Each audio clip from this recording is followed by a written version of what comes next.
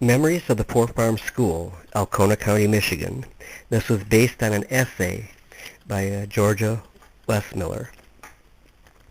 The old dilapidated building that stands at the corner of M30 and Colville Road once proudly bore the name Greenbush District No. 2 School.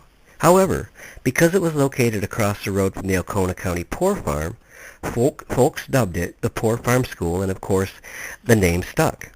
The structure is well over 100 years old. Sometime during the mid-1940s, residents of Greenbush voted to consolidate with the Oscoda schools, and the building was vacated. Later, the old Poor Farm School was sold and remodeled into a house. While today it stands abandoned, former students fondly remember how it once looked, a one-story building with a red brick chimney protruding from its roof and an attached woodshed in the back. At a respectable distance there stood two small outhouses, marked as might be expected, boys and the other girls.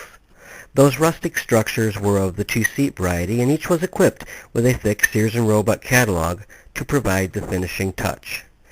Charmin it was not. Typically, on any given school day in the 1920s, the Wissmiller boys left home around 7:30 a.m., walking 2.5 miles to school, sometimes wading through waist-deep snow. On days when the weather was mild, they followed a shortcut path through the woods. They were often joined by the Barlow boys and sometimes by Emerald Lawyer. In those days, now so long past, the teacher would come out of the schoolhouse at 9 a.m. and ring a handbell to summon the students for classes. Before classes got underway, everyone got up and sung 4 stanzas of America, the first beginning with, "My country 'tis of thee, sweet land of liberty, of thee I sing." While one class in this one school recited their lessons, the other grades scattered their books. By the time the child graduated from the Poor Farm School, he or she had listened to lessons of all 8 grades for 8 consecutive years. There were no hot lunches prepared by a bevy of kitchen workers like today. When lunch hour arrived, tin lunch boxes or 2-quart syrup pails were emptied of their contents and consumed hastily. Everyone was anxious to play the games played outside. They paused only long enough to get a drink from the water cooler that had a push-button dispenser, and then we all bolted towards the door. For reasons of sanitation, students were required to furnish their own drinking cups. The few who did not have telescoping tin cups learned to make a paper cup from a sheet of folded paper. Baseball, the all-American sport, was the most popular game played. Sometimes we played a game called Teddy. One boy scooped out a shallow hole in the ground and laid a stick in his hand. The boy struck the stick on the ground until it catapulted into the air. The object of the game was to catch the flying stick before it landed. It's a miracle that someone never got an eye poked out. The boys had other strange games also. Hot seat was one. While one boy stood facing the schoolhouse, another hit the seat of his pants with a belt. The object of this was to guess which boy wielded the belt that gave the hot seat. Understandably, this game usually resulted in a free-for-all. Snowball fights occurred each day during the winter months when the ground was covered with good packing of snow. If a horse and wagon passed by the school, well, then the driver became the primary target with no defense other than to urge his horse on to greater speed. The one-room schoolhouse was a wonderful American tradition which served our nation's children well. Every school had its own wood-burning stove to help keep warm with on cold winter days.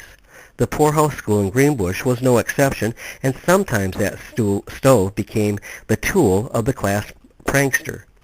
Being a rural area, there were farm boys at school, and they always had outdoor chores to do at home before school began. Often their boot soles, warmed by the fire in the wood stove, filled the room with the pungent aroma of cow manure. This was not an offensive odor, as most of the children had grown up with this familiar barnyard smell. It was quite a different story, though, when some prankster smuggled a handful of cayenne pepper from home and tossed it on the hot stovetop. This caused eyes to burn and water profusely, not to mention the sneezing which followed. Despite the cold, the teacher had no alternative but to open wide the doors and windows until the offensive odor had dissipated. The old wood stove was involved in several humorous occurrences. Howard Wessmiller's brother George often told about the time one of the older boys was horsing around and tipped the stove over while it contained fire. Mary McDonald was teaching at the time, and I can still see her hustling down the aisle. "Now you boys tipped it over," she exclaimed, "and now you can set it up right again." George continued, "Well, we grabbed our gloves or whatever was available to protect our hands and righted the stove, scooping up a few hot embers that had scorched the floor, which was wood. Then we calmly proceeded to study from our books, and wouldn't you believe it, the fire in the stove never went out." George also enjoyed telling about one teacher that became so frustrated with one disobedient student that she removed her shoe and she actually threw it at him. The youngster ducked to avoid being hit, then calmly picked up the shoe and tossed it into the blazing stove. Sometime during the 1920s, a furnace was installed in the schoolhouse, and at the same time, an entryway was added to the front of the building, which had restrooms at either side. No more wandering out of the outhouse in the horribly inclement weather. The big event of the school year was the Christmas program, the ultimate social happening for the entire community.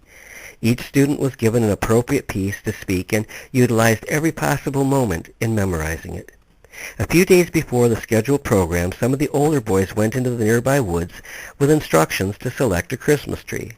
They took advantage of the opportunity to skip the afternoon, arriving with the tree about the time school let out. The children decorated it with paper chains that were carefully colored, and a few ornaments from home, and an abundance of glistening tinsel. When the big night finally arrived, the schoolhouse was filled with an overflowing audience of parents, relatives, and friends. A heavy wire strung above the south end of the school supported sheets or a blanket to form the stage area. One by one, the children emerged to speak their lines, with each child attired in their Sunday best. No matter that Johnny mumbled his lines or that Jane had to be prompted, each child was vigorously praised for his or her performance. At the close of the program, Elise Lang, Berta Adams, and Mary McDonald played the pump organ, and everyone joined in singing. Santa appeared at the proper moment, attired in a long beard covering his face, and whispers proclaimed, "It's Shem," could be heard throughout the room, and each child received a sack of candy from Santa, and then everyone headed homeward.